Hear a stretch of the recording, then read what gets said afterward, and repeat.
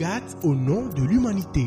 Votre rendez-vous mensuel avec le GATT, tous les 3e lundis du mois sur la 105.5 FM.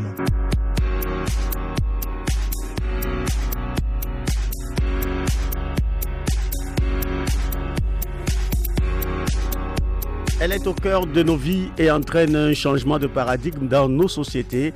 L'intelligence artificielle impacte tous les secteurs d'activité notamment, et les acteurs qui l'adoptent dans leur métier sont au devant de belles prouesses et performances. Qu'en est-il des associations et organisations non gouvernementales?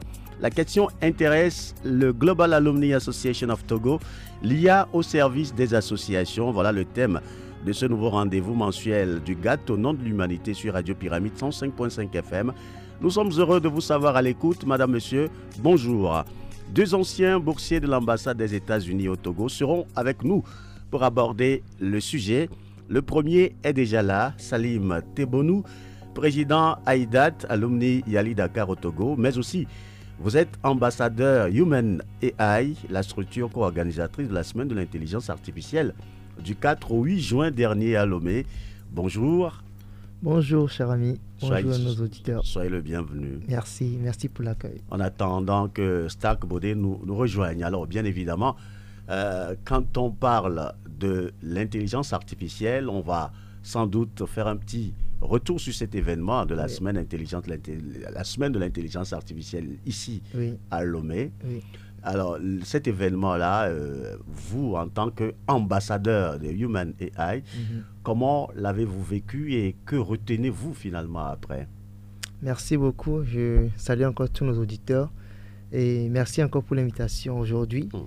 Parlant de la semaine de l'intelligence artificielle organisée au Togo, on est encore dans le mois, nous sommes encore dans la fièvre. Il faut dire que moi-même, comme vous l'avez souligné, je suis ambassadeur de l'association Human AI depuis le mois de janvier, bien que ça existe depuis. Ouais. C'est l'occasion pour moi de saluer M.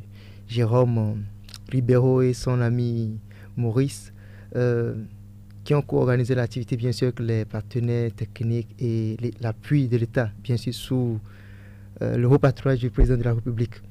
Alors, qu'est-ce qu'on peut retenir? Pour moi, c'était vraiment une très grande joie parce que quand on parle d'IA au Togo, du moins, je ne sais pas si c'est en Afrique, je dois dire de façon générale, nous avons nos idées un peu dans les nuages. On sait c'est quoi encore IA. Surtout que des gens ont appris qu'avec l'IA, il y a la perte d'emploi et autres. Les gens regardent très vite le côté négatif de la chose. Oui. Mais pour moi, c'était une occasion encore de découvrir, bien que je sois déjà ambassadeur, de découvrir encore d'autres choses. Et c'est aussi l'occasion pour certains aussi de se rendre compte que tiens, je peux faire quelque chose avec. Ouais. J'ai des besoins auxquels l'IA peut répondre. Au lieu de penser que ça va détruire, en fait, ça revient à nous les hommes d'utiliser à bon escient. C'est bien sûr pour ça même que j'ai opté pour être ambassadeur. Parce que la vision, la philosophie de l'association, c'est d'amener l'IA au service de l'humanité. D'où le nom en anglais, comme on le dit. C'est vrai que c'est Human AI, mais bon, c'est pour dire l'intelligence artificielle au service de l'humanité. De l'humanité. Et bien évidemment, en tout cas, cette semaine nous a tous emballés et on a entendu parler de cette intelligence artificielle. Alors, je vais justement vous donner la parole pour nous en parler, puisque dans la définition, on se pose énormément de questions. Oui. On pourra dire la chose simplement que c'est une sorte de science qui permet à la machine d'avoir des capacités de réagir sur certaines tâches sur lesquelles l'intelligence humaine était prédisposée à travailler seule. Alors aujourd'hui, quand on parle de l'intelligence artificielle, comment vous appréhendez la chose? Très bien. Bon, moi je voudrais qu'on parle de façon, comme on a l'habitude de dire, de façon banale, terre à terre. Ouais. Parlons terre à terre. Parce que quand on dit IA tout de suite, ou bien intelligence artificielle, certains le reflètent que bon, c'est un truc pour les informaticiens, qui que vous soyez pour faire exploiter l'IA. Et en d'autres définitions, quand on dit l'IA, le mot même le dit, hein, c'est une expression, c'est même pas un mot. L'intelligence artificielle, c'est 2 mots qui sont collés. Ouais. D'une part, on a le mot intelligence et l'autre part, on a artificiel. On comprend que ce n'est pas normal, ce n'est pas physique, ce n'est pas humain, c'est créé. Donc l'intelligence artificielle, c'est juste, j'ai envie de le dire en d'autres termes pour dire, c'est le fait de transférer notre connaissance de façon à pouvoir l'exploiter autrement.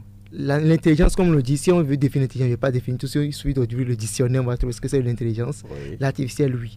Maintenant, l'intelligence artificielle en soi, comme nous en parlons, c'est comme un outil en réalité. Maintenant, reste à voir c'est quel type d'outil. Parce qu'aujourd'hui, on dit IA, mais il n'y a pas qu'un seul IA. On peut avoir une intelligence artificielle pour ceux qui sont dans la communication, une intelligence artificielle pour ceux qui sont dans la robotique. Au fond, la plupart d'entre nous consommons déjà l'IA. Quand je prends Google tout simplement, et je tape sur Google, ou bien je tape pyramide, image pyramide, j'ai une réponse sur le coup. Je reçois des images pyramides. Je pose la question, qu'est-ce qu'une pyramide? Tu vas recevoir une définition en moins d'une seconde. Pyramide, qui répond en fait? Non, c'est une question. Qui répond? Qui répond? C'est la machine qui répond. C'est la machine qui répond. Est-ce que la machine vivait dans le passé? Non. Est-ce que la machine vit aujourd'hui pour parler? Il n'y a personne au fond derrière qui est en train d'écrire automatiquement de façon simultanée. Non. Mais il faut reconnaître qu'il y a un homme derrière qui a travaillé pour que l'IA existe. Pour que l'intelligence, bon, c'est l'intelligence qu'on nous a besoin l'IA existe. Au fond, c'est un travail humain. C'est créé pour faciliter en fait le quotidien à l'homme. Moi, en tant que marketeur, je veux comprendre ma cible, je veux comprendre mon marché. Il suffit de poser des questions. Je prends Facebook. Beaucoup d'entrepreneurs utilisent Facebook pour vendre. Aujourd'hui, on paye même à Facebook pour nous faire de la publicité. Et avant de faire cette publicité, je donne des exemples concrets pour ne pas être dans la théorie. Tu demandes à Facebook, je veux une cible de personnes, femmes ayant l'âge de 25 à 40 ans. Et tu donnes des caractéristiques, des critères. Et je veux un périmètre de, disons, je veux juste être dans Grand Lomé. Tu payes la facture. Facebook prend l'image que tu veux publier, il se met à chercher. En tout cas, il y a des robots derrière. En fait, ce sont des robots qui sont équipés d'intelligence artificielle.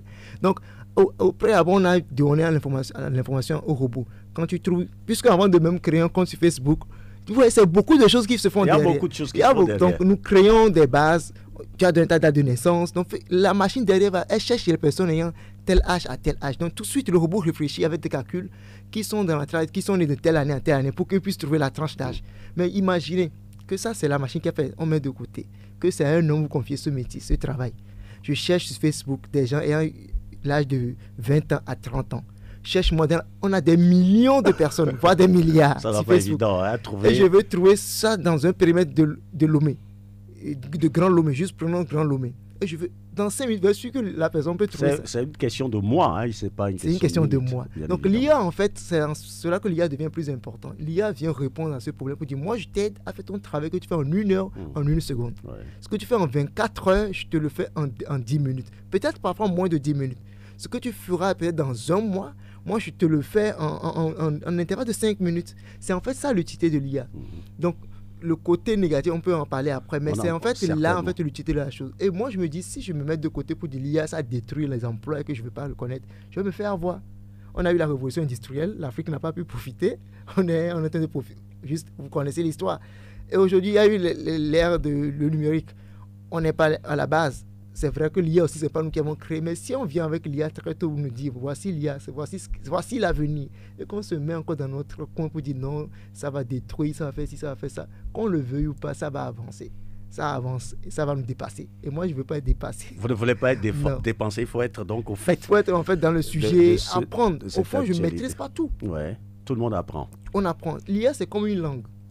Là où nous sommes, le français que je parle comme si j'étais né avec. Je ne suis pas né avec. Je suis allé à l'école, j'ai appris l'anglais, on a appris à l'école. Si aujourd'hui je vais apprendre le chinois, je dois aller m'inscrire à apprendre. Mais quand l'IA vient, tu ne maîtrises pas, qu'est-ce qu'il faut faire? Il faut apprendre. Il faut apprendre forcément. Il faut juste aller vers la chose, apprendre et savoir le faire. Tu veux conduire une voiture, tu apprends, mais pourquoi l'IA ne va pas apprendre?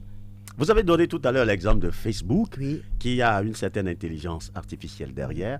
Aujourd'hui, l'IA a beaucoup évolué. Vous prenez une voiture, par exemple, qui peut dire au conducteur, si vous n'attachez pas votre ceinture, je ne démarre pas. Vous avez une télévision à qui vous pouvez parler, qui peut s'allumer et qui peut vous capter. Il y a des portes. Il y a des portes qui s'ouvrent. Ça veut dire que l'intelligence artificielle a beaucoup évolué aujourd'hui et certains estiment même que la machine aujourd'hui a la capacité de pouvoir réfléchir par elle-même. Est-ce que c'est possible ça? Au fond, je vais dire une chose avant de répondre à cette question pour dire un truc que j'ai encore gagné lors de la semaine de l'intelligence artificielle, c'est pas qu'on a fait la formation dans son complètement, mais on a quand même fait une petite introduction, une démonstration de comment créer une IA. Et je me suis rendu compte que moi, je pourrais créer une IA, tout simplement. Vous pouvez la créer vous-même. Il suffit qu'on me dise, voici les données, voici comment ça se fait. Et on a fait l'exemple sur le champ de 2 février. Le formateur a juste pris une pomme. Il a pris le logiciel. En fait, le logiciel, c'est comme un bébé. Tout ce qu'il donne comme information, c'est l'homme qui l'intègre. Vous voyez? Quand vous dites, donne-moi, quand on pose la question à la machine, donne-moi tel, puis elle répond. Si elle n'a pas l'information, elle va vous dire, elle ne connaît pas. Aujourd'hui, si Google nous donne toutes les réponses données que nous lui demandons, c'est parce qu'au prime abord, il y a eu des gens qui ont introduit des informations. Quand on te demande la pomme, voici ce qu'on appelle la pomme. Voilà. C'est comme un enfant. Imaginez, vous prenez votre enfant d'1 an, vous lui montrez la pomme, vous dites ça s'appelle l'orange. Et vous lui donnez l'orange, vous lui dites ça s'appelle pomme. S'il va en public, s'il lui voit l'orange, ce que toi et moi nous appelons orange, je lui appeler pomme. Si vous lui montrez ce qu'on a montré à la maison, comment ça s'appelle banane, s'il lui voit peut-être une pomme, le nom qu'on lui a introduit dans sa tête, c'est ce qu'il fait. Donc la machine, c'est vrai, c'est juste qu'il y a des calculs derrière, c'est ce qui fait que ça c'est plus rapide. Juste que tout ce qu'il nous donne comme information, au prime abord, il y a eu des gens qui ont introduit cela dans la machine. Et donc, quand tu lui demandes en retour, lui, il te donne. Mais il faut dire que c'est un travail qui se fait sur le temps. C'est pas petit. C'est comme tu prends le dictionnaire, tu introduis dans ta machine. Donc, le jour où tu as besoin d'une information, tu cliques juste sur un mot, il te sort la définition. Alors, avec tout ce que vous venez de développer, et si, par exemple, on a une IA qui est très efficace, que nous avons aujourd'hui, qui a été créée hier, oui, et qu'un événement se passe aujourd'hui, si on lui pose la question, cette IA qui n'a pas encore cette information ne peut pas nous répondre. Justement, quand vous avez commencé la question, je m'attendais à ça. Parce que je voulais vous dire, l'IA dans quel domaine? Parce que quand on dit IA, il y a l'IA pour ceux qui sont dans l'informatique, ceux qui sont dans la robotique. En fait, l'IA existait depuis. Je vais dire ça avant de continuer. L'IA existait depuis. Juste que c'est une sorte de vulgarisation aujourd'hui qu'on est en train de vivre. C'est comme les panneaux solaires. Les panneaux solaires existaient depuis. Posez-vous la question, comment ils font avec les fusées quand ils vont dans l'espace? Ça m'est jamais venu que c'était un panneau solaire.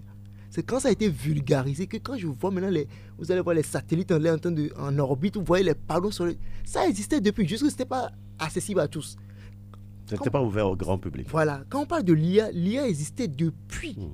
Tout ce que nos portables nous donnent comme retour, la calculatrice aussi, c'est une IA. Parce que du moment où la chose travaille 10 fois plus que l'homme en un temps record, quand je vous dis 2 x 2, médical, quand je dis 2 x 2 x 5 x 6 x 7 x 8, si un seul coup ne peut pas répondre. Autrement dit, quand vous lui adressez une requête et qu'elle répond, c'est que déjà elle il fait y a preuve une programmation derrière. Intelligence. C'est la même chose. C'est juste qu'aujourd'hui, disons que cette intelligence a été propulsée encore plus loin. Et donc, ça ne s'appelle pas IA. Du coup, c'est le nom qu'on a donné, c'est l'IA. Mais si je prends le contexte par exemple, votre question que vous avez donnée, si c'est une IA liée au journalisme ou bien à la communication, à l'actualité, vous allez voir que ceux qui ont créé l'IA doivent se mettre à jour régulièrement. Parce que pour que Google nous donne des informations, Google n'imagine pas, c'est l'homme qui introduit. Oui. Donc au fin fond, celui qui a créé l'IA, il se donne la mission d'actualiser. Sauf que certains IA semblent être autonomes parce que quoi, c'est pas un truc lié à l'actualité. Si vous prenez une voiture automatique qui a été programmée, on lui donne l'instruction pour dire quand la personne prend l'alcool à tel degré, il faut faire telle réaction. Bon, moi, j'ai fait un peu d'informatique au lycée. C'est juste des algorithmes. On te trace une algorithme, on dit si la personne a 1000 francs, si la personne a introduit 1000 francs. Il y a des machines qui vendent dans des supermarchés, pas en Afrique quand même. Tu mets 1000 francs, si la personne prend telle valeur. On lui a déjà instruit que tel produit coûte telle valeur, à telle valeur. Donc, quand tu mets 1000 francs, tu prends un produit de 500, lui, il a déjà scanné le truc, il sait que ce que tu as pris coûte 500. Il te retourne la monnaie 500. Ce n'est pas de la magie. Juste que ça semble magique parce que sans l'intervention de l'homme, tout se fait. Ouais. Mais au prime, il y a eu des ingénieurs qui ont travaillé. Et donc, vous et moi, on peut créer notre IA si on le veut. Mais il faut avoir la compétence. Voilà. C'est ce qu'il faut, comme j'ai dit, il faut l'apprendre. Il faut l'apprendre. Et tout le monde peut l'apprendre. Il faut juste accepter, payer un prix. D'accord. Alors, aujourd'hui, au GAT, oui, on se dit, oui, l'IA peut être au service des associations. Le GAT étant lui-même une association. Alors, est-ce que déjà, la question toute logique, est-ce que vous, au niveau du GAT, vous faites déjà l'expérience de l'application de l'IA, notamment dans la gestion de cette association? Moi, je dirais qu'on le faisait depuis jusqu'on ne savait pas que... On ne l'a pas nommé IA. Oui. Parce que quand on dit que quelqu'un parle d'IA, c'est comme s'il est en train de mystifier les gens en quelque sorte. Mais quand vous utilisez Google Forms, qu'est-ce que vous faites? Je suppose que nous sommes dans, je ne sais plus quoi, peut-être plus d'une centaine dans l'association. Et qu'aujourd'hui, on veut fait la statistique des membres de l'association. Et qu'on on va sur Google Form, on génère un lien, nom, prénom, sexe, genre on demande des questions, un profil, profession, tout. Et qu'on balance dans le groupe, sur Google Form, on le fait, puis on balance le lien. Les gens remplissent. À la fin, Google nous sort la statistique du nombre d'hommes, nombre de femmes, tranche d'âge, profession, et il vous sort même les statistiques. C'est l'IA. Donc, nous utilisons déjà l'IA. Sauf qu'aujourd'hui, quand on veut parler de l'IA, les gens ont l'impression que ça doit être un logiciel, on doit avoir un ordinateur. Non. L'IA au plus petit niveau, déjà, nous l'utilisons déjà. Donc, moi, je dirais que nous utilisons l'IA. Aujourd'hui, si nous devons parler encore plus d'IA, c'est pour amener les gens à ne plus craindre la chose. Et nous allons venir peut-être, je ne sais pas si une question va le toucher, je ne voudrais pas vous marcher sur la langue, pour dire pourquoi les gens craignent l'IA aujourd'hui. Parce que si on prend l'IA maintenant, on le met dans une société donnée, je prends l'exemple des drones. Bon, je ne vais pas démontrer ce que c'est un drone. Mais à l'arrivée du drone, avant pour filmer à une certaine hauteur, il faut un avion, bien un hélicoptère. Un hélico.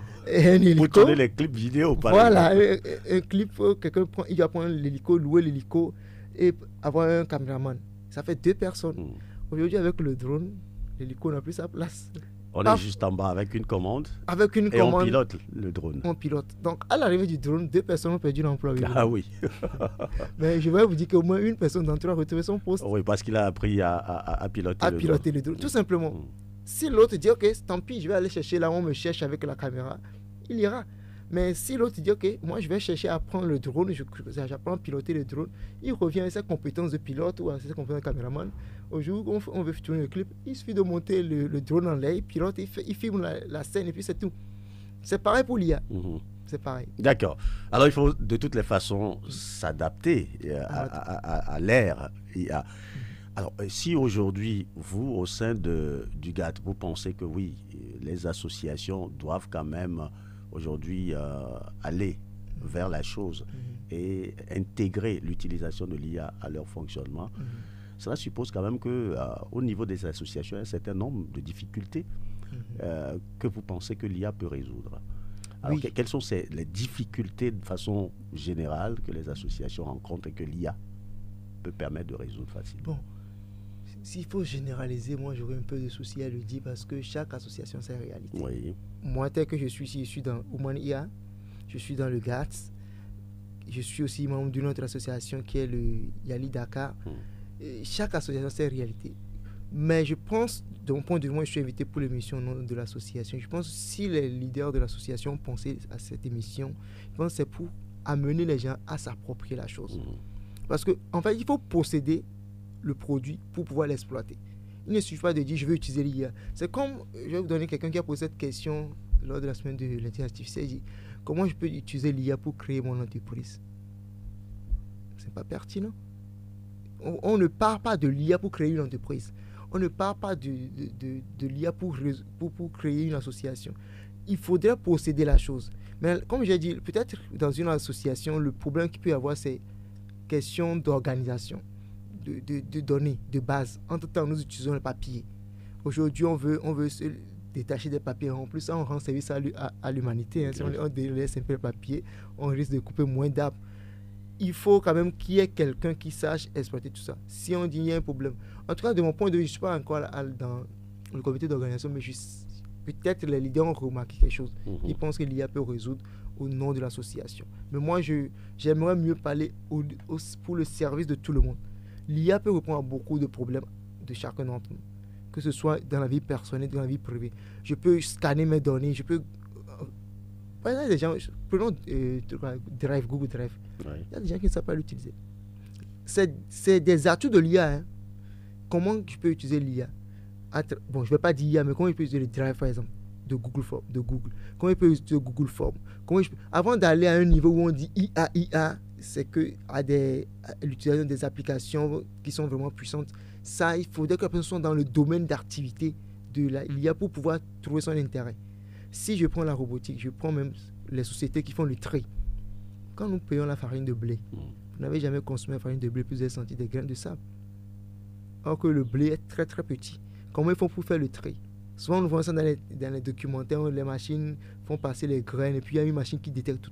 c'est des compétences que des gens peuvent acquérir pour le mettre au service des autres. Mais quitte à voir si une infime partie de cette compétence peut servir à mon association. D'accord. Je sais pas si de toutes les façons, oui, vous avez essayé de répondre de façon générale, mais moi j'ai quand même fait ressortir un certain nombre de classifications, de stratifications au niveau des associations. Et je verrai comment vous pouvez proposer des solutions d'intelligence artificielle pour notamment régler les problèmes qu'on peut avoir à ces niveaux-là. Avant cela, j'aimerais rappeler, autant pour moi, aux auditeurs, qu'autour de 15h45, ils auront la possibilité d'intervenir par téléphone pour poser des questions à notre invité. Alors, quand on prend une association de façon générale, on a l'administration. Oui. Au niveau de l'administration, par exemple, comment est-ce qu'on doit pouvoir manager l'association avec des outils d'intelligence artificielle? Ok, ouais. C'est pourquoi vous avez l'impression que je n'ai pas répondu. Oui, vous avez parlé de façon générale. Maintenant, on va prendre quand même département par département. Si on prend l'administration, dans une association de façon formelle, à moins que c'est une très grande association, on a le conseil d'administration. Oui. Si ce n'est pas très grand, on a juste un bureau qui pilote les activités de l'association. Quitte à voir l'association fonctionne dans quel domaine. Parce qu'au fond, pour les associations, le besoin n'est pas si costaud. Ok. Vous voyez, pour dire, ok, si c'est une entreprise, peut-être je trouvais ça encore plus fort. À la rigueur, au niveau de la trésorerie, si on prend l'association, on a un président, on a un secrétaire, on a un trésorier, ce sont les 3 points clés pour les associations à la base. Peut-être les trésoriers, ce qui peut faire l'IA, c'est de créer une base de données des alumni qui cotisent qui donnent leur cotisation, qui sont en retard. Donc c'est de mettre des données derrière cette IA pour dire, quand il tape tel nom, ça me sort les statistiques de cette personne, son profil. Il a cotisé de telle date à telle date. Vous commencez par répondre à ma question. Voilà. Allez-y. Au fond, c'est pourquoi je vous ai dit, on l'utilise déjà. Oui. Donc, même Excel, c'est une IA derrière. Parce que si tout de suite on demande à une association d'utiliser l'IA pour gérer son administration, il assure. Prima, ils vont penser à Word, ils vont penser à Excel. Mais qui a mis les calculs derrière Excel quand tu mets moins 1, 1000 francs, moins 2, 0, moins 4, 1000 francs, et puis appui total, et le truc sort, ça sort 2000. Qui a mis la réponse? Qui a mis les calculs? C'est l'IA. Donc au fond, je sais pas, les gens l'utilisent déjà, mais quand on parle de l'IA, ça semble être nouveau pour la plupart. Là où ça peut être gros ou costaud pour moi, c'est de dire, quand une IA est encore plus sophistiquée que ce qu'on a l'habitude de voir. Là, tu te dis, imagine, vous prenez une voiture, tu démarres, tu rentres, tu dis, je vais à Kégué. Tu ne touches pas le volant, la voiture roule, va à Kégué. Là, ça sort de l'ordinaire pour les gens, ils disent que ça, c'est du génie. Oui, c'est très, très poussé. C'est très, très poussé. Ouais. Donc, il a l'impression maintenant qu'il a utilisé IA. Vous voyez? Il a l'impression que c'est maintenant que j'utilise l'intelligence artificielle. Non. Alors que l'intelligence, c'est dans notre quotidien. Jusque quand on va à un niveau plus poussé, ça étonne les gens. C'est simplement ça la différence. Donc, au niveau d'une administration, c'est le minimum que je peux dire, ça, c'est de créer une base de données, des associations, ou bien des partenaires avec qui on collabore, ou bien même les mailings que nous faisons. On programme les mailings pour dire qu'il faudrait qu'on envoie tel courrier à nos partenaires financiers, à nos partenaires techniques.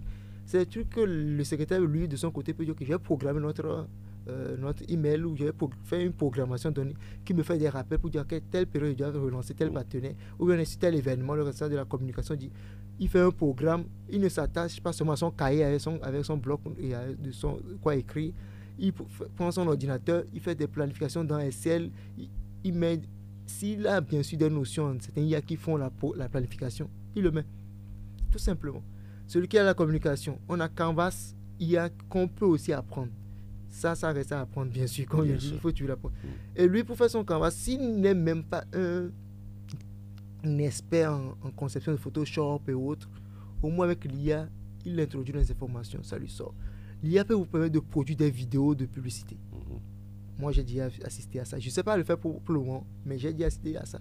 On m'a sorti une IA en une minute, quelques secondes. L'IA a produit la vidéo. Pour la semaine de l'intelligence artificielle, c'est la première fois où moi j'ai assisté à une vidéo produite par l'IA. Oui, il suffit juste de lui donner le texte, l'information. Le besoin. Et puis, Je veux. Peut-être même que vous nous connaissez, mais vous prendre n'importe quel pays, vous ne connaissez pas le nom du président. Vous connaissez simplement le nom du président, même vous n'avez jamais vu sa photo. Vous mettez une vidéo, les instructions, vous programmez, je veux une vidéo qui va. Bien sûr, il y a une IA pour vidéo, il y a une IA pour image. Je veux faire une vidéo publicité de telle minute, avec sous le haut patron de tel président, tel, vous donnez les données. Il vous génère la vidéo. Et quand on nous a sorti ça pour l'IA, la semaine de l'intelligence artificielle du Togo, ça nous a sorti les images du président de la République, tout ça. Alors que le monsieur qui a fait la programmation ne sait pas faire vidéo, il ne connaît rien en audiovisuel. Ouais. Il a juste fait la programmation dans l'IA, ça lui a sorti une vidéo générique, tout de suite il a commencé à balancer. Moi, j'ai utilisé ça sur les réseaux. Quelqu'un va penser qu'on l'a conçu. Même la voix en off, si vous voulez que ce soit une voix femme, que ce soit une voix d'homme, l'IA est capable de produire ça. Donc c'est tellement vaste l'IA qu'on veut en parler. Mais reste à savoir, encore je répète, dans quel domaine on veut l'utiliser pour être plus aiguisé là-dessus. Vous avez beaucoup parlé, oui, des secteurs déjà. Vous avez parlé de la communication, vous avez parlé de la trésorerie, l'administration. Oui, même les projets, l'exécution des activités sur le terrain. Oui. On peut donc se servir de ces outils-là pour pouvoir le faire. Alors aujourd'hui, quand on regarde un peu l'écosystème des associations au Togo, il n'y en a pas quand même qui aujourd'hui n'utilisent aucun outil. J'ai l'impression que j'ai modifié votre question. Oui, j'ai envie de dire, oui, avec votre développement, on va se dire quand même que oui, une association qui aujourd'hui ne sait pas utiliser Excel, par exemple. C'est un problème. C'est un gros problème. Ça n'existe plus là aujourd'hui, on peut dire. Sauf si, excusez le terme, sauf si les membres de cette association n'ont pas la compétence pour utiliser le minimum. Parce que vous savez qu'aujourd'hui, si vous dites à quelqu'un, je ne sais pas utiliser un ordinateur, il va vous trouver bizarre. Si surtout vous avez été à l'école, vous avez un BPC, vous avez un bac, vous avez un CP, un bac, et que vous dites que je ne sais pas comment utiliser l'intelligence artificielle, ça paraît bizarre. Ou vous avez un jeune en stage à la radio ici qui dit je suis en première année à l'université, puis dit je ne sais pas comment travailler dans Word. Vous allez trouver bizarre, non? Oui ou non? Bien sûr. Ça le trouve bizarre, c'est naturel. Et du coup, s'il a besoin de cette compétence, au moins d'utiliser le back-office et qu'il est dans une association et qu'ils sont en train de faire encore base de données, ils tracent feuilles, ils font ci, c'est qu'il y a un problème. Il y a un gros problème. Donc le minimum qu'on puisse faire, c'est d'utiliser ces trucs et ces applications et ces logiciels-là que nous avons dans nos ordinateurs. Maintenant, quand on veut aller à un niveau plus élevé que ça, il faut apprendre. Sinon, à vrai dire, on aura beau parler. Si la personne qui est intéressée n'apprend pas, il ne va rien savoir. Il ne saura pas l'utiliser, tout simplement. L'IA aujourd'hui, dans le domaine de la médecine, quelqu'un dit je suis médecin, qui a une IA qui vraiment aide la médecine, il doit s'intéresser à la chose. Il ne faut pas dire avec ça, je vais perdre mon emploi. Non. Il y a des IA aujourd'hui, sans aller à l'hôpital, il va vous faire un scanner. Nous, on n'a pas ça à notre niveau, mais je ne sais pas si quelqu'un l'a et que moi j'ignore. Il vous fait un scanner et vous dit votre cœur ne fonctionne pas bien. Okay, je crois qu'il y a même ça. Il y a une machine que les gens utilisent ici à Lomé, il suffit de tenir, ils vous scannent votre corps. Aujourd'hui même, vous avez des smartwatches. Ils vous scannent, ils vous disent que votre corps ne va pas bien, votre poumon ne va pas bien. Exact. Ce sont des données. À toi d'aller faire des analyses pour voir, ok, est-ce que mon foie a tel souci? Ou bien vous allez en consultation chez le spécialiste donné, le cardiologue, celui que vous voulez, vous dire qu'il y a tel souci. Moi, je l'ai expérimenté et je crois que c'est vrai parce que j'étais en activité, je suis venu après une demi-heure, aller me faire scanner. Le truc m'a dit mon corps est très chaud. Il m'a donné des données tellement réelles que je ne pouvais pas contredire. Même il m'a donné des informations sur ma peau que je suis trop exposé à telle chaleur, à telle fréquence. Il faut revoir. Parfois on semble être en pleine forme. Il me dit il faudrait que tu prennes plus d'eau dans la journée. C'est tellement vrai que tu ne peux même pas contrôler toi-même. Donc, juste pour dire, nous avons les choses autour de nous. Et merci, je dirais Dieu merci que c'est en train d'être vulgarisé tout simplement. Ouais. Aujourd'hui, quoi qu'on dise, la technologie évolue. Elle évolue. Le monde même de l'IA en soi-même évolue. C'est mouvant au quotidien. Quelle doit être la posture de l'association par rapport à cette révolution technologique? Il faut s'approprier la chose. Tout simplement. En quoi faisant? Je vais encore me répéter. Répétez-vous. Il faut s'approprier la chose en s'intéressant au lieu de fuir. Il faut s'intéresser à la chose en apprenant pour l'apprivoiser. Moi, c'est ce qui m'intéresse sincèrement. Il faut apprivoiser la chose, s'intéresser, le comprendre et l'apprivoiser, l'utiliser, tout simplement. Parce qu'à un moment donné, nous serons comme on le dit, obsolète. Un homme obsolète. Et c'est très dangereux. L'expression. Un homme obsolète. C'est très dangereux pour nous d'être dans une communauté. Un homme périmé. Un homme périmé. C'est pas normal. On va vous dire, bon, toi, tu vis sur quelle planète? Aujourd'hui, même nos mamans qui n'ont pas mis les pieds à l'école savent utiliser Android. Quand WhatsApp est venu avec Android, au moins si tu sais pas écrire, tu vas faire audio. Au moins ça. Donc, l'IA arrive à un moment donné, il faudrait qu'on s'intéresse.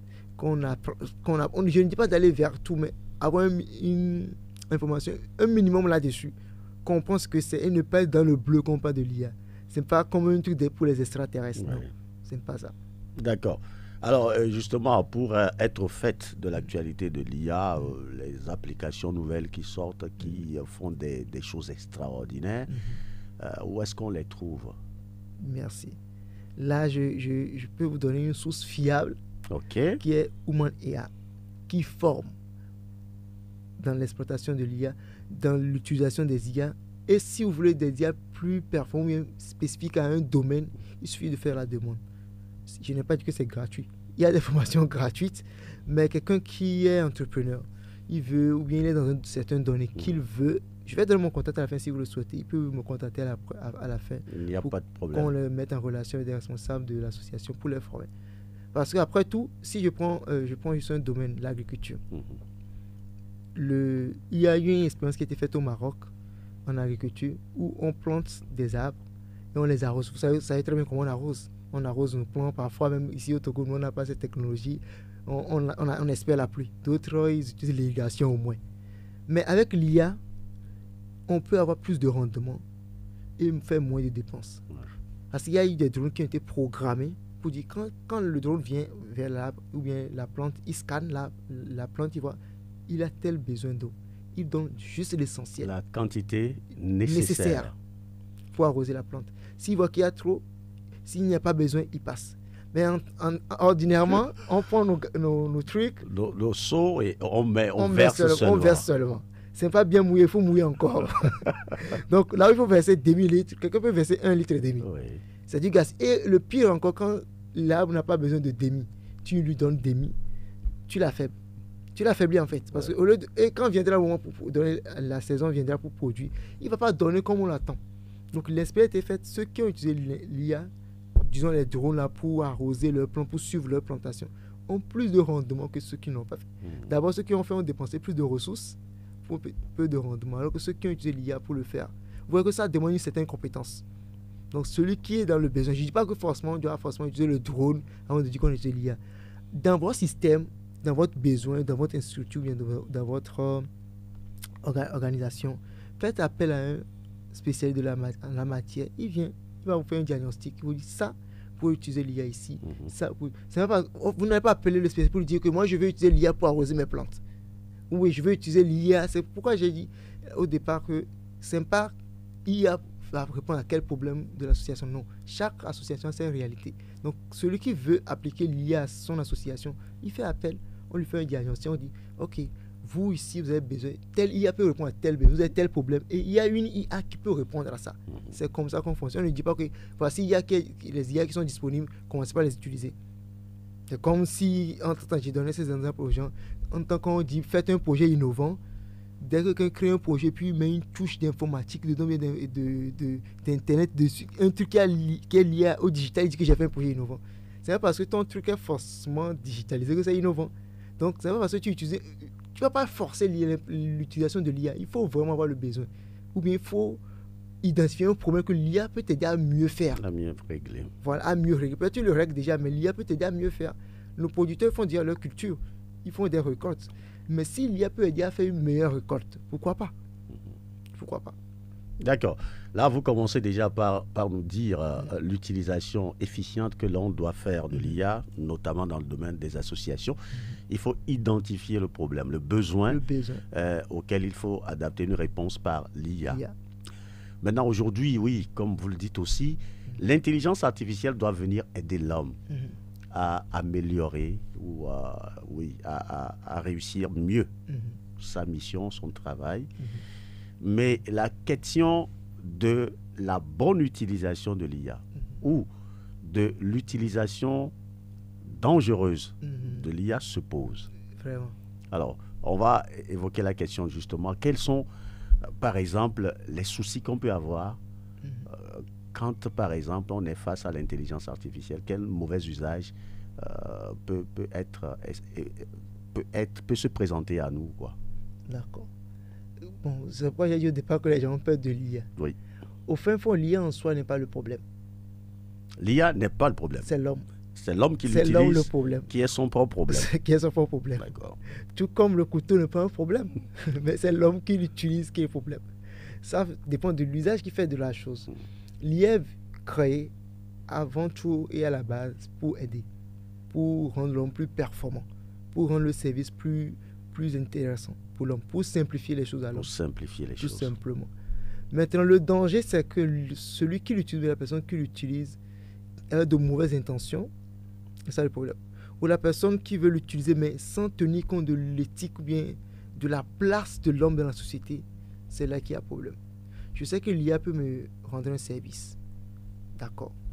Est-ce que ce IA-là, j'ai vraiment besoin de le prendre à la place de l'homme ou pas?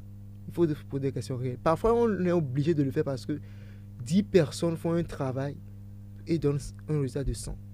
Alors qu'une IA fait le même travail avec moins de dépenses et donne un résultat de 200. Vous comprenez dans ce cas que la personne sera plus enclin à aller vers l'homme. Mais dans tous les cas, l'intervention de l'homme sera appelée. Parce que celui qui va déclencher ou bien va appuyer sur le bouton, c'est un homme. Peut-être c'est une réduction d'effectifs. Et c'est là le côté un peu négatif de la chose que les gens voient. Ah, l'IA me fait perdre mon emploi, l'IA me fait perdre. Qu'on le veuille ou pas, ça va arriver. Qu'on le veuille ou pas, l'Internet est venu, on a dit, c'est des gens vont diaboliser la chose. Mais aujourd'hui, qui n'utilise pas? Si je dis que je n'utilise pas l'Internet, je mens. Du moment où je me connecte sur Facebook, j'utilise l'Internet. Du moment où je me connecte sur Google, j'utilise l'Internet. Donc, au fond, c'est comment on va faire pour que ça soit dans notre intérêt. Maintenant, reste à voir celui qui a fait utiliser l'IA pour créer un problème ou un tort. Bon, la loi existe pour régler ce genre de cas-là. Donc, en gros, c'est ce que peut dire. Le danger, c'est que, bon, on peut perdre son poste, il y a des emplois qui peuvent être supprimés, mais au même moment, d'autres emplois seront créés. Parce qu'au même moment où on crée des IA, au moment où on a besoin de la ressource humaine pour travailler, maintenant, cette ressource humaine doit être compétente pour utiliser l'IA. Parce que si on crée une IA pour la robotisation, il faudrait qu'il y ait quelqu'un qui a la compétence en robotique, peut-être pour programmer quand l'IA sera défectueuse quelque part, quand la machine sera défectueuse. Il faudrait forcément la mettre d'œuvre quelque part. Mais celui qui doit venir doit aussi s'apprêter à pouvoir répondre à ce besoin-là. C'est en fait ça la réalité. S'il y a une société qui est là, je prends une grosse structure, je ne vais pas citer un nom, qui veut un jeune programmeur en informatique et IA. S'il n'y a personne pour le faire, on ne va pas les recruter, on ira chercher ailleurs. C'est comme aujourd'hui, il y a une société d'audiovisuel qui veut créer son application, qui veut programmer en Python. S'il n'y a personne au Togo qui sache comment programmer en Python, il ira chercher ailleurs. C'est pareil pour l'IA. Donc, il y a ce côté-là, oui, les gens vont perdre leur emploi, qui nous font peur, tout ça, oui, les gens vont essayer pour... On ne peut rien, c'est l'homme qui doit en soi se contrôler, faire bon usage de la chose. D'accord. L'intelligence artificielle va nous faire perdre notre boulot de toutes les façons. Il va falloir, même dans le journalisme, l'IA est là. Oui. Vous savez, je vais dire un truc pour ajouter. Moi, je suis marketeur de formation. Je peux prendre un IA pour me faire une étude, pour me faire des analyses, pour qu'il me sortir aussi des interprétations. Mais pour avoir le résultat, il faut forcément l'intervention humaine. Vous êtes un journaliste. Si nous prenons une IA plutôt, qui vous scanne un document, qui vous, je ne sais pas comment vous appelez vos topos, qui vous fait une rédaction, comment vous appelez un article par exemple. Un article. Il faut forcément qu'un homme vienne relire pour voir ce que ça correspond. Donc, c'est vrai, pour que ça soit correct, il y a eu quelqu'un qui a programmé tout derrière. Mais bien souvent, on a quand même peut-être quelques coquilles ou bien quelques retouches à faire. L'homme doit forcément intervenir pour le faire à ce niveau. Parce que vous n'allez pas prendre un truc donné à IA, il vous sort ça. Typiquement, moi, si je suis ici, ce qu'on appelle un étudiant, présente ton mémoire, qui le donne à une IA qui le fait, et il vient poser ça textuellement, on saura. Je vous assure qu'on le saura. Oui, on le saura puisqu'il y a aujourd'hui des outils qui permettent de le faire. De tester, de savoir que... Même pas forcément le test, mais pour dire, dans sa présentation, l'IA a déjà fait. Mais il faudrait que l'intervention humaine vienne pour dire, ok, ici, on aurait pu le dire comme ça. Il faut des accrochages de petits, arrondir les choses, arranger. Dire que l'IA fait... Là où l'IA intervient, qu'on ne peut pas forcément avoir une intervention humaine, c'est comme vous avez dit pour les voitures. Il y a des choses de facto, c'est un programme, c'est un robot. En fait, c'est un petit robot qu'on a mis dans la voiture. La voiture dont j'ai déjà expérimenté. Même tu t'assois dans la voiture, tu ne mets pas ta ceinture, il te dit non. Il ne démarre pas. Ouais. Parce qu'on l'a programmé pour dire, tant que quelqu'un est assis, s'il n'y a pas de ceinture fermée, ne décolle pas. Donc lui, il n'a pas besoin de faire ceinture fermée, il ne décolle pas. Vous pouvez tout faire, il ne décollera pas. C'est votre voiture, mais il ne va pas démarrer. C'est pas ça, à ce côté, on sent que l'homme ne peut pas avoir de l'influence. Mais il y a des aspects de la chose où forcément l'intervention humaine jouera. Forcément. Alors oui, ça c'est quand même des dangers que vous avez évoqués. Mais l'IA peut rendre aussi paresseux.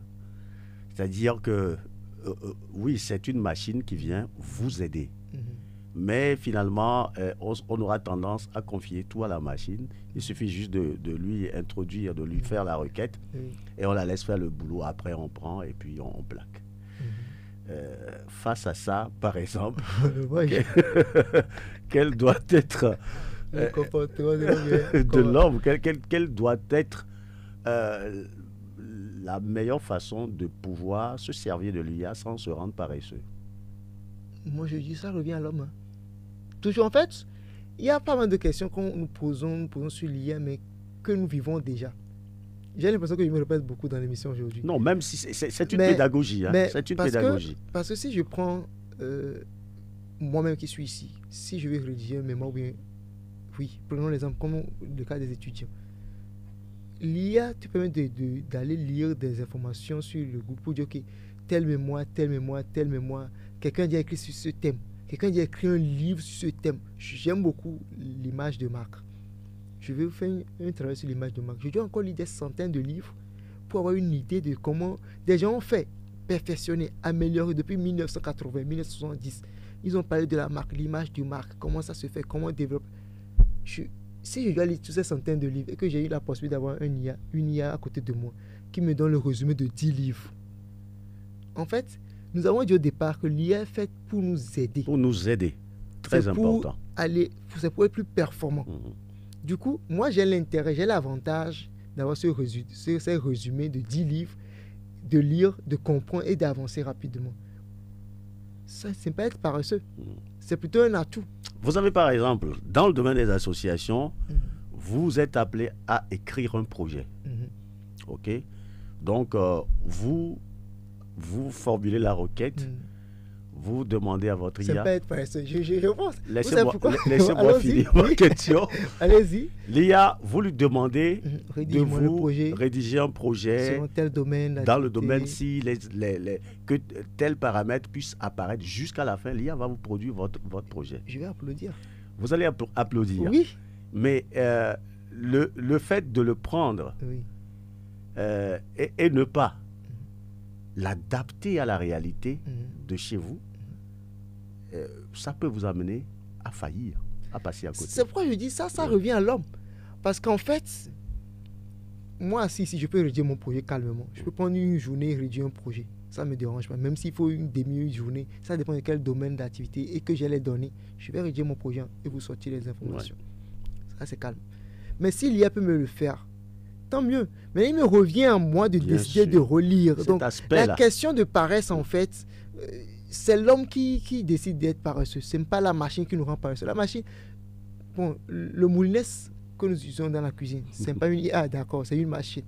Mais si ma maman ou bien ma soeur qui veut cuisiner, au lieu d'aller s'asseoir, elle est revenue du boulot, elle est fatiguée, au lieu de prendre encore la meule, faire tout ça, écraser, et qu'elle peut mettre dans le moulin, appuyer un bouton, le temps que ça ne soit mis, elle rince son poisson ou sa viande, elle prend un verre. Est-ce qu'elle est paresseuse?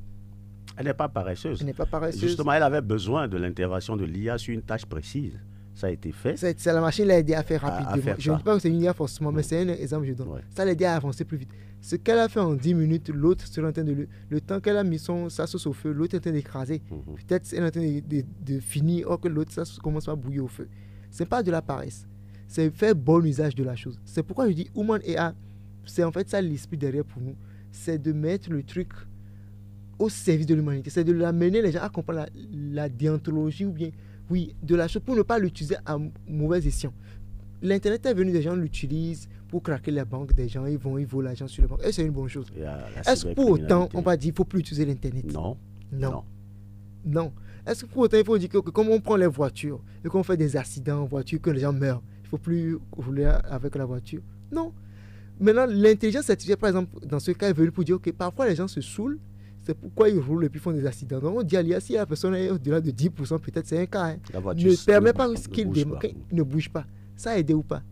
Mais quelqu'un prendra une autre voiture, il s'est passé, il roule aussi, il voit 3 voitures devant, alors que c'est une voiture qui cogne un poteau. Donc la paresse dont vous parlez, ça revient à l'homme. C'est l'homme qui agit. C'est l'homme qui fait usage. L'IA n'est qu'un instrument. J'ai dit au départ, c'est un bébé. C'est toi qui l'as instruit, c'est toi qui l'as créé pour t'aider dans un domaine donné. Donc si tu fais un mauvais usage avec, tu seras responsable des actes que tu poses. D'accord. Il est pratiquement 15h47. Hein. On a suffisamment discuté, emporté par le sujet. Je rappelle aux auditeurs qu'ils peuvent, s'ils le souhaitent dès maintenant, nous appeler au 96 50 34 37 ou au 70 43 09 70. Nous parlons de l'intelligence artificielle au service des associations. Alors justement, comment est-ce que les associations peuvent se servir de l'intelligence artificielle, des outils technologiques pour reprendre la chose? Je vais juste donner un exemple. On voit Kakemono derrière. Oui. Une IA plutôt, je vais dire. Finalement, l'IA peut produire un Kakemono si vous le voulez. Si vous avez l'IA qui le fait, vous lui demandez, je veux un Kakemono, je veux telle information, je veux mon logo à tel. Vous lui faites, et vous produit ça. Vous allez juste aller imprimer. Et vous venez installer dans votre radio. Oui. C'est pas un intérêt, ça. C'est pareil pour l'association. L'association qui a besoin de faire ça, il suffit de mettre les informations. Si bien sûr ils connaissent l'IA qui le fait, ils programment l'IA leur sort ça. Ils vont l'imprimer, ils scannent le truc, ils viennent, ils déposent dans leur événement, ils ont leur bâche, ils demandent à l'IA, faites-nous telle bâche avec tel logo. On n'a peut-être pas d'image, mais on va lui dire, nous voulons des images de jeunes, de tel. Il va sur lui, dans toute cette masse d'images sur les réseaux sociaux ou sur l'internet, il va te piquer une image donnée et puis il vient, il met, il te propose, si ça te convient, ok, si ça te convient pas, tu relances, tu corriges, tu améliores, alors que tu n'es même pas un infographe. Ouais, c'est là aussi l'intérêt de la chose pour les associations. L'intérêt de la chose pour les associations pour être beaucoup plus impactant sur le terrain, dans leur fonctionnement, dans les activités qu'elles mènent. C'est tout l'intérêt de cette émission, vous dire aux associations qu'elles ont tout intérêt à adopter les outils de l'IA. Et si je vais ajouter pour aller plus loin pour les associations, ceux qui sont dans le domaine surtout humanitaire, ils veulent connaître... Bon, là, il faut avoir des données. Je ne sais pas s'ils doivent avoir la source de l'information. Ouais. Je travaille avec les associations. Je prends une association qui œuvre dans le contexte des enfants, par exemple, les enfants démunis, les enfants maltraités et autres. Il suffit qu'ils posent la question à l'IA, je cherche des zones, si bien sûr l'IA va à la recherche, tout l'info. Donc, au lieu d'aller moi-même sur le terrain, chercher, vérifier les sources d'information, il faut poser cette question à l'IA. Je cherche des zones au Togo, dans telle localité, dans telle. Comment... Parce qu'aujourd'hui, il y a des gens qui travaillent cette thématique. Comment faire pour que le truc là... Je vais juste parler des enfants. Je prends le cas des femmes. Les femmes sont maltraitées dans certaines localités. Est-ce que tu poses des questions? En fait, c'est l'interaction. Tu lui poses la question. Il va, il cherche, il trouve la zone. Il te dit que dans telle localité, de tel pays, telle région, il y a telles informations qu'il a recouvert. Il te donne. Toi, maintenant, en tant qu'homme, tu ne vas pas te mettre à vulgariser l'information comme ça. Il faut aller à la vérification. Exactement. Tu passes maintenant sur le terrain. OK. Tu fais ton petit enquête. Au lieu d'aller dans la masse, et te rendre compte que je suis dans la bonne zone, l'IA t'aide à segmenter tout de suite ton territoire. Tu te dis, va dans telle localité, tu trouves telle difficulté que tu veux résoudre. Tu vas dans la localité, tu trouves les informations, tu vérifies si c'est conforme. Là, tu veux maintenant passer à l'action en tant qu'association. Okay, nous voulons faire des dons à ces enfants orphelins ou démunis. Je ne sais pas la thématique que la personne veut traiter. Ou bien nous voulons aider les femmes qui ont des problèmes ou bien les foyers qui ont des problèmes de planning familial. Ça vous rend plus, vous voyez que ça les rend plus pertinents, plus pointus. Ils ne perdent pas le temps à fouiller, à chercher à gauche et à droite. Ils ne courent pas sur des rumeurs. Là, la question de paresse, c'est résolu du moment où la personne va sur le terrain. Tout à fait. Voilà, surtout si c'est un journaliste, il pose une question, il voit une image sur le terrain. Il pose une question, il voit les images. Et puis sans vérification, il commence à écrire. C'est grave. Il publie. Il dit, OK, tel président a fait tel signe dans telle localité. Problème. Ce qui suppose qu'il ne faut pas tout de suite prendre pour vérité biblique toutes les informations que donne. Je ne dis pas que ce sera forcément faux. Hein. Oui. Parce que l'homme sera amené à répondre à la fin. Parce que c'est moi qui vais publier. C'est moi qui vais rendre publique l'information. C'est moi qui vais dire c'est ci, c'est ça. Donc pour être sûr, il faut quand même vérifier. C'est pourquoi je dis c'est en fonction des domaines. Le journaliste ne peut pas prendre une information comme ça et publier. Si nous sommes dans le cadre du journalisme, il doit forcément vérifier parce que l'IA m'a donné. Il m'a aidé à structurer la chose. Il m'a aidé à faire ci. Je vérifie. C'est conforme. Ça répond à nos éthiques. Alors je publie. Si c'est une association, ce n'est pas un journal. Ce n'est pas une maison d'édition. C'est mon domaine. Je veux agir dans tel domaine ou bien dans telle localité où il y a un problème de manque d'eau. Je vérifie quand même. Je vérifie. L'information me vient. Je ne vais pas me mettre à rédiger un projet sur une localité où je ne suis pas convaincu à 100% que c'est vrai. Si le bailleur de fonds vient et puis vérifie que je dis, mais ton problème n'est pas pertinent pour cette localité. Donc, la réflexion humaine, vous voyez que ça revient toujours. Forcément. Forcément. Donc, l'IA, c'est dans notre intérêt après tout. Ça doit être un outil. Un outil qui peut permettre aussi aux associations de trouver des partenaires. Des partenaires. Et de savoir quel partenaire, quel domaine. Parce que vous savez, vous n'êtes pas sans savoir qu'il y a des associations qui écrivent des projets puis ne reçoivent pas de fonds possibles. Ils ont l'impression qu'on est contre eux. Peut-être que ce partenaire-là, il faut faire des recherches sur ce partenaire. Quels sont les domaines d'intervention, le champ d'intervention. Lui, il est peut-être une association dans l'humanitaire. L'autre, peut-être il finance, mais il n'est pas forcément dans ça. Il faut te renseigner sur cette structure. Tu fais des recherches. Telle organisation finance quel domaine, quels sont les axes prioritaires pour eux. Tu as l'information. Tu retrouves, si ça correspond à tes activités, tu fais. Si ça ne correspond pas, tu cherches celui qui correspond à tes activités et tu fais. Ce n'est pas pour dire que lui, c'est pas comme s'il vient Pyramide FF finance les associations, mais peut-être qu'ils sont dans, je sais pas, je pense quel exemple vous voulez, dans ce qui, l'eau, l'assainissement par exemple. Et que moi, plutôt, je suis au niveau de enfants de rue et que ça ne vous intéresse pas. Je ne vais pas tout de suite m'adapter à votre truc. L'idéal, c'est que j'aille chercher les partenaires qui sont adaptés à moi. Et si l'IA peut vous aider, foncez tout droit dedans. Ah oui, l'IA peut aider. L'IA, pratiquement... En fait, aide. C'est une faute d'expression. Cherchez l'IA qui correspond à votre besoin. Exactement. Et le gros souci, c'est quelle IA correspond à vos besoins. C'est ce que les gens se posent comme question. Et ça, je ne peux pas répondre à tout ça tout de suite. Je peux laisser le contact, le 98 78 53 29. C'est un numéro WhatsApp où vous appelez aussi. Reprenez. Le 98 78 53 29. Voilà. 9, 8, 7, 8, 53, 29. Et vous avez le contact avec, on vous met en contact avec la structure qui peut vous aider, Human AI, qui peut vous aider justement à maîtriser ce monde de l'intelligence artificielle et à l'utiliser ou à les utiliser à bon escient. On est pratiquement arrivé à la fin de cette émission. Monsieur Stack ne nous rejoindra pas finalement. Alors, quel sera votre mot de la conclusion pour finir cette émission? On a parlé de l'intelligence artificielle au service des associations. Oui. Mon mot de fin, c'est juste une phrase. Devons aller vers l'information.